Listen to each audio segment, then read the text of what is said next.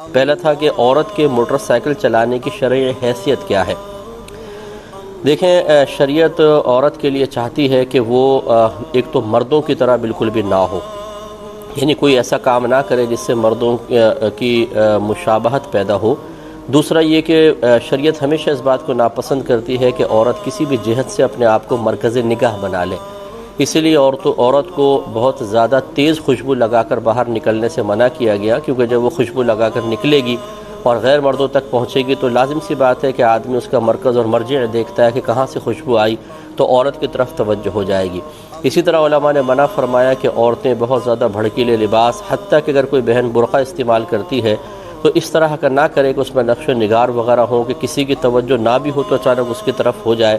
ان چیزوں سے منع کیا گیا ہے اور ان میں بہت سارے امور گناہ بھی ہوتے ہیں۔ اب ہمارے معاشرے میں خصوصاً ہمارے پاکستان میں عورتیں بالکل موٹر سائیکل نہیں چلاتی ہیں۔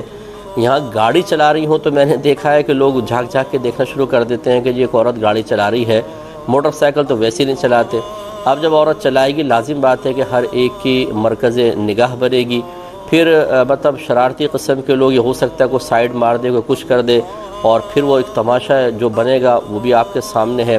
اور پھر یہ کہ یہ موٹر سائیکل جو ہے خاص مردانی وضع کے لیے آپ کہہ سکتے ہیں، اور جس طرح عورتیں موٹر سائیکل پر بیٹھتی ہیں ویسے بیٹھ کے چلانا پاسبل نہیں ہے، لازم بات ہے ایک پاؤں ایک پاؤں ادھر کر کے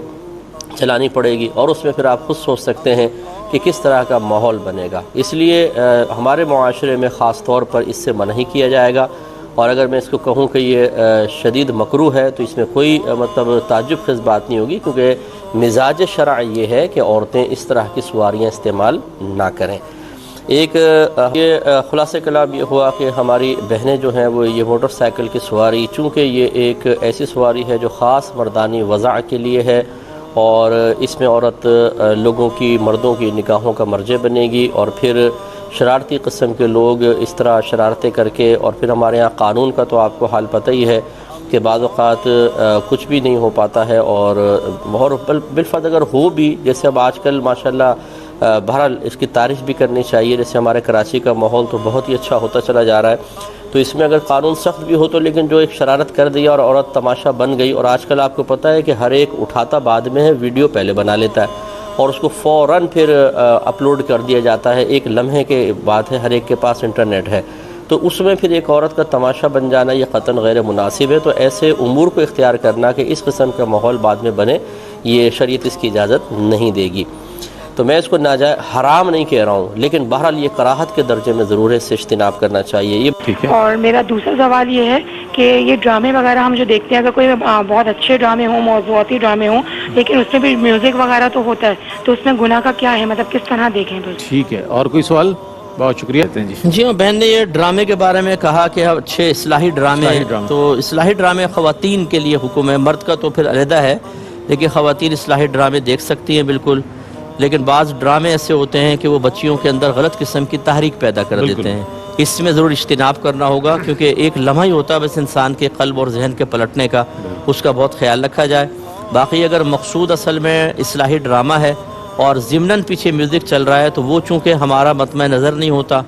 اس کو کہتے ہیں تابع ہے، تو اس لیے اس کا اصل کا حکم نہیں ہوتا۔ اس کو یوں سمجھ لیجئے کہ اگر میں اس طرف دیکھ رہا ہوں اور یہاں کوئی خاتون کھڑی ہیں تو میرے نظر کے دائرے میں یہ بھی آ ہی جائیں گی، لیکن کیا یہ نظر کے دائرے میں آنے سے میں گناہگار ہوں گا؟ نہیں، کیونکہ میں تو ادھر دیکھ رہا ہوں، فوکس نہیں، آپ کا فوکس وہاں نہیں ہے۔ تو اس کی گنجائش ایسے نکل سکتی ہے کہ ضمناً میوزک چل رہا ہو۔ خبروں میں بھی ہوتا ہے، دیکھیں کس چیز میں میوزک نہیں ہے، ہر چیز میں میوزک آ گیا ہے، جہاز میں بیٹھیں گے اس میں میوزک چل رہا ہوگا، تو کہاں سے بچے گا آدمی؟ تو ہمارا اگر مطمع نظر نہیں ہے تو اس میں تو گناہگار نہیں ہوں گے، لیکن ڈرامے بہرحال بہت سوچ سمجھ کے خواتین کو دیکھنے چاہیے۔ اور کالر ہیں، السلام علیکم۔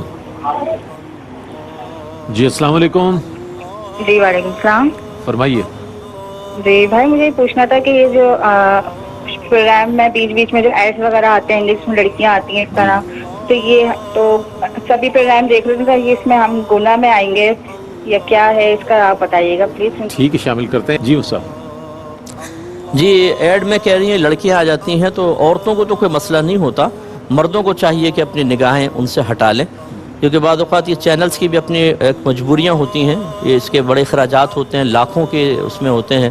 اور مارکیٹنگ کا الگ ایک شعبہ ہوتا ہے، وہ ایڈ لے لیتا ہے، تو بعض اوقات مینجمنٹ جو اوپر مینجمنٹ ہے وہ اس شعبے کو ٹچ نہیں کرتی ہے، اس شعبے کا اپنا ایک کام ہوتا کام ہے، ہے۔ اس کو لائک کوئی بھی نہیں کرے گا، ہم بھی نہیں کرتے، آپ بھی نہیں کرتے، لیکن یہ بعض اوقات یہ ہم لوگوں کی تو قدرت و اختیار میں نہیں ہوتی۔ اختیار میں نہیں۔ تو بہرحال اگر اس قسم کے کوئی ایڈ آ جائیں تو آپ فوراً اپنی نگاہ ہٹا لیں، اس کو نہ دیکھیں، اور بچیوں کے لیے تو مسئلہ نہیں ہے، عورتیں تو عورتوں کو دیکھ سکتی ہیں۔